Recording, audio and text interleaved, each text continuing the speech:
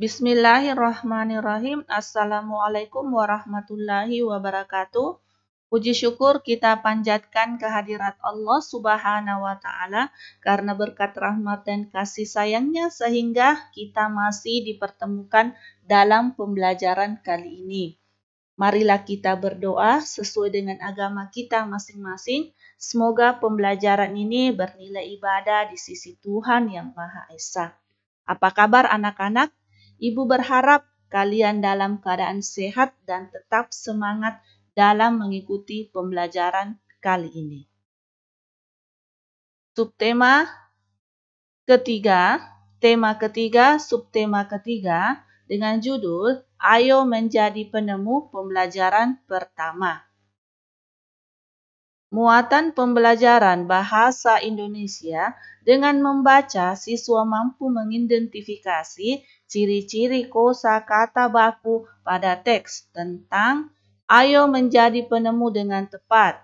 Setelah membaca, siswa mampu menulis informasi penting dari teks eksplanasi yang dibaca tentang ayo menjadi penemu dengan menggunakan kalimat efektif dan kosakata baku dengan mandiri.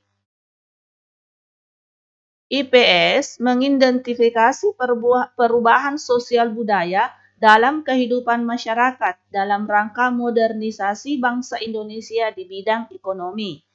Mempresentasikan perubahan sosial budaya dalam kehidupan masyarakat dalam rangka modernisasi bangsa Indonesia di bidang ekonomi. IPA, dengan percobaan, siswa mampu mengidentifikasi perbedaan sifat rangkaian listrik sederhana, seri, dan paralel dengan tepat. Setelah percobaan, siswa mampu mempresentasikan perbedaan karakteristik rangkaian seri dan rangkaian paralel dalam bentuk diagram Venn dengan tepat. Teks eksplanasi merupakan teks yang berisi informasi suatu hal atau fenomena yang terjadi di masyarakat.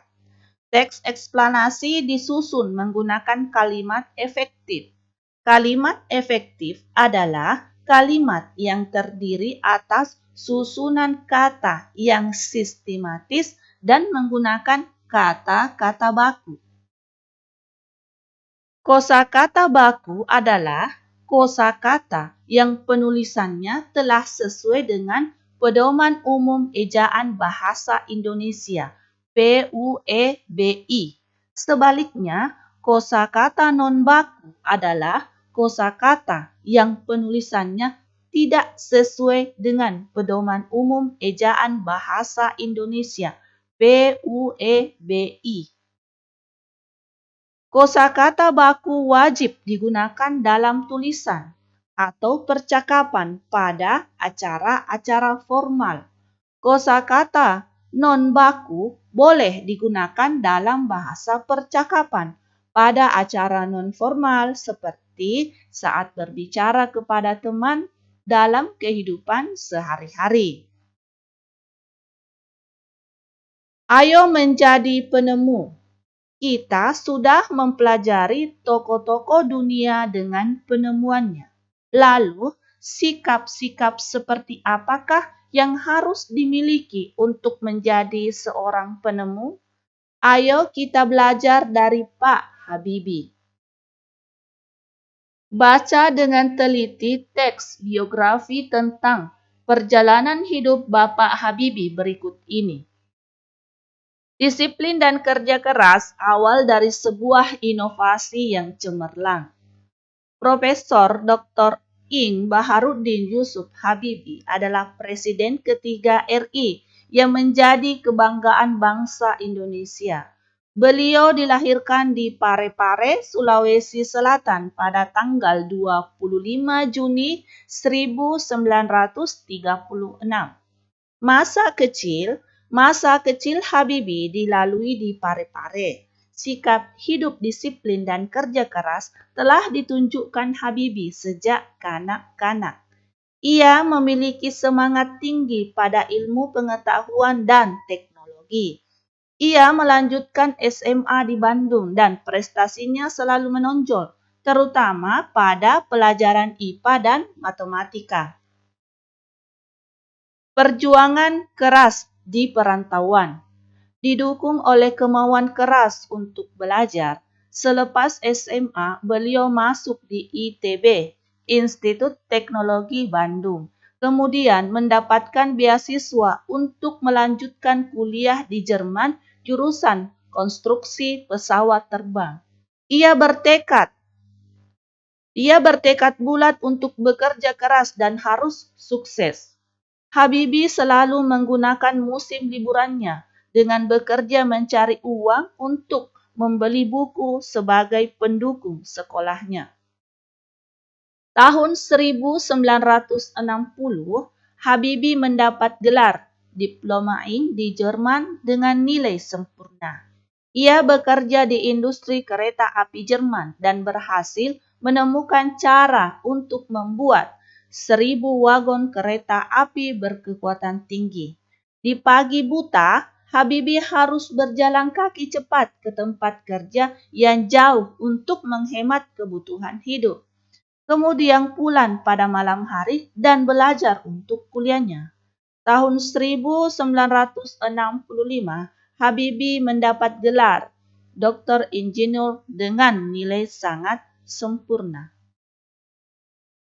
Buah dari kerja keras. Habibie kemudian bekerja di industri pesawat terbang Jerman. Karena sikap disiplin dan kerja keras, karirnya terus naik hingga dipercaya menjadi Vice President sekaligus Direktur dan penasehat senior bidang teknologi. Ia menjadi satu-satunya orang Asia yang berhasil menduduki jabatan bergensi di perusahaan pesawat terbang Jerman. Kecintaan pada tanah air. Tahun 1968, Habibie mengundang 40 insinyur Indonesia untuk bekerja di Jerman guna mempersiapkan keterampilan dan pengalaman mereka dalam membuat produksi industri dirgantara, maritim, dan darat di tanah air. Tahun 1974, Habibie diminta pulang ke tanah air dan menjadi penasehat pemerintah di bidang teknologi pesawat terbang. Ia menjadi Menteri Negara Riset dan Teknologi hingga menjadi Wakil Presiden dan Presiden RI ketiga. Prestasi cemerlang buah dari disiplin dan kerja keras. Habibie menyumbang berbagai penemuan dan sejumlah teori di bidang konstruksi pesawat terbang seperti Habibie Factor, Habibie Theorema, dan Habibie Method yang dipakai oleh universitas di seluruh dunia. Ia dijuluki sebagai Mr. Crack karena menemukan rumus untuk menghitung cacat badan pesawat terbang. Ia juga menerima banyak penghargaan dan prestasinya diakui berbagai lembaga internasional seperti di Jerman, Inggris, Swedia, Prancis, dan Amerika Serikat, serta menerima penghargaan yang hampir setara dengan hadiah Nobel. Habibie Bapak Teknologi Indonesia. Tahun 1976, Habibie mendirikan industri pesawat terbang pertama di kawasan Asia Tenggara, yaitu PT Nurtonio, dan industri strategis lainnya. Industri binanya berhasil memproduksi pesawat terbang, helikopter, senjata, amunisi, kapal, tank, panser, water cannon, kendaraan RPPM, kendaraan tempur, dan masih banyak lagi, baik untuk keperluan sipil maupun militer. Di tingkat dunia, Habibie terlibat dalam berbagai proyek desain dan konstruksi pesawat terbang seperti Fokker, pesawat angkut militer jet eksekutif, Airbus, pesawat angkut dengan teknologi mendarat dan lepas landas secara vertikal, CN-235 dan CN-250. Selain itu, Habibie secara tidak langsung ikut terlibat dalam proyek perhitungan dan desain helikopter, pesawat tempur multifungsi, beberapa peluru kendali, dan satelit di tingkat dunia. Jawab pertanyaan berikut. Apa topik masalah dari teks tersebut? Apakah teks tersebut adalah jenis teks eksplanasi ilmiah? Jelaskan dan berikan contoh. Apa pesan yang ingin disampaikan penulis melalui teks tersebut? Cermati kembali teks eksplanasi pensil si kecil yang amat penting pada pembelajaran sebelumnya. Perhatikan kata bercetak miring yang terdapat pada teks tersebut. Diskusikan pertanyaan berikut bersama teman-teman. Di dalam teks eksplanasi pensil si kecil yang amat penting, terdapat beberapa kata kosakata non baku. Yang pertama, gimana sih? Arti kata tanya untuk menanyakan kondisi atau acara. Kosakata bakunya bagaimana? Yang kedua, bikin. Arti kata menciptakan sesuatu. Kosakata baku membuat. Yang ketiga, modern. Sesuai arti katanya sesuatu yang terkini. Kosakata baku modern. Yang keempat, zaman. Arti kata rentang waktu yang menandai sesuatu. Kosakata baku zaman. Dipakai. Arti kata memanfaatkan sesuatu. Kosakata baku dipakai. Yang keenam, gampang. Arti kata menunjukkan sesuatu yang dilakukan tanpa hambatan. Kosakata bakunya mudah. Yang ketujuh, terus. Arti kata menunjukkan sesuatu yang terjadi belakangan. Kosakata bakunya kemudian. Yang kedelapan, ngembangkan. Arti katanya meningkatkan kualitas. Kosakata bakunya mengembangkan. Yang kesembilan, kosakata non baku buat. Arti katanya menunjukkan tujuan. Kosakata baku untuk. Selanjutnya yang ke-10, kosakata non baku hancurkan. Arti katanya dari kondisi utuh menjadi bagian yang lebih kecil. Kosakata bakunya menghancurkan.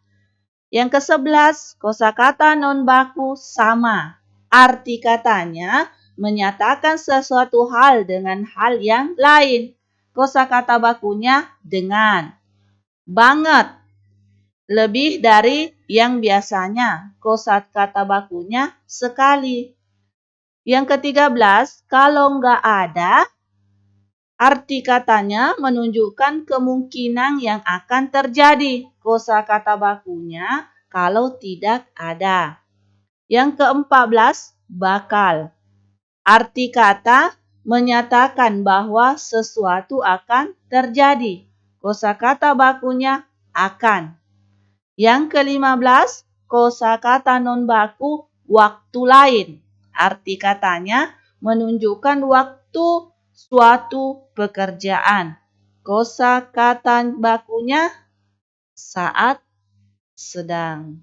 Ini adalah kata-kata yang bercetak miring pada teks eksplanasi pensil si kecil yang amat penting. Kalian bisa mencari lagi beberapa kata-kata kosakata non baku pada teks tersebut dan kalian tuliskan arti kata dan kosakata bakunya. Amati proses distribusi dalam kegiatan ekonomi berikut. Kegiatan ekonomi adalah kegiatan yang dilakukan manusia untuk memenuhi kebutuhan hidup sehari-harinya. Dalam kegiatan ekonomi, manusia menciptakan alat transportasi agar mereka mudah mendistribusikan barang-barang yang telah diproduksi kepada konsumen. Habibie dengan penemuannya telah memberikan manfaat yang cukup besar terhadap dunia transportasi, khususnya pada transportasi udara. Bagaimana pengaruh alat transportasi terhadap kehidupan ekonomi masyarakat Indonesia? Nah, diskusikan pernyataan berikut. Bagaimana pengaruh alat transportasi modern terhadap penyebaran barang-barang hasil produksi, pertanian, perikanan, dan industri? Berikan beberapa contoh. Yang kedua, apa yang akan terjadi pada kehidupan masyarakat jika tidak terdapat beragam alat transportasi modern seperti pesawat terbang, kapal laut, kereta api, dan truk kargo? Tuliskan hasil diskusimu pada diagram berikut. Tuliskan di sini beragam hasil produksi, beberapa hasil produksi, terus pengaruh terhadap adanya alat transportasi bagi kehidupan masyarakat. Ditulis di sini dan pengaruh alat transportasi jika tidak ada alat transportasi bagi kehidupan masyarakat. Ditulis di sini. Amati kehidupan ekonomi di lingkungan sekitar sekolahmu. Buatlah cerita proses perjalanan suatu benda yang dijual di lingkungan sekitar sekolah, yaitu dari benda tersebut dihasilkan, disebarkan hingga sampai pada dirimu. Sekarang kita akan belajar tentang rangkaian. Rangkaian seri merupakan rangkaian listrik yang hanya memiliki satu aliran edar saja. Perhatikan ini gambarnya. Ini adalah gambar rangkaian seri yang hanya memiliki satu aliran arus listrik saja sampai ke lampu. Selanjutnya sedangkan rangkaian paralel merupakan rangkaian listrik yang memiliki aliran listrik lebih dari satu edarnya, yaitu bercabang. Perhatikan ini di sini bercabang ya. Ini adalah contoh gambar rangkaian paralel lampu. Ciri khas rangkaian seri hanya memiliki satu aliran listrik saja. Membutuhkan sedikit komponen listrik sehingga biaya yang dibutuhkan untuk membuat rangkaian seri lebih sedikit daripada rangkaian paralel. Cahaya lampu yang dihasilkan lebih redup. Selain itu, jumlah lampu yang digunakan pada rangkaian seri juga berpengaruh pada cahaya yang dihasilkan. Semakin banyak lampu yang digunakan, maka cahaya lampu yang dihasilkan semakin redup. Jika salah satu alat listrik dilepaskan dari rangkaian yang membuat kabel terpisah, akan mengakibatkan alat listrik lainnya padam. Selanjutnya, ciri khas rangkaian paralel. Rangkaian listrik yang memiliki lebih dari satu aliran listrik membutuhkan banyak komponen listrik sehingga biaya yang dibutuhkan untuk membuat rangkaian paralel lebih besar daripada rangkaian seri. Cahaya lampu yang dihasilkan lebih terang. Selain itu, jumlah lampu yang digunakan pada rangkaian paralel tidak berpengaruh terhadap cahaya yang dihasilkan. Semakin banyak lampu yang digunakan, maka cahaya lampu akan tetap sama terangnya. Jika salah satu aliran listrik diputus, maka tidak akan berdampak pada arus listrik di cabang lain, sehingga alat listrik lain tetap menyala. Amati rangkaian seri dan rangkaian paralel yang telah dibuat pada pertemuan sebelumnya. Nah, sekarang diskusikan bersama teman untuk menemukan persamaan dan perbedaannya. Tuliskan dalam diagram Venn berikut. Tuliskan di sini perbedaan rangkaian seri dan rangkaian paralel. Dan di dalam sini dituliskan persamaannya. Demikianlah pembelajaran kali ini. Semoga bermanfaat bagi kita semua dengan ucapan Assalamualaikum warahmatullahi wabarakatuh dan tetap semangat.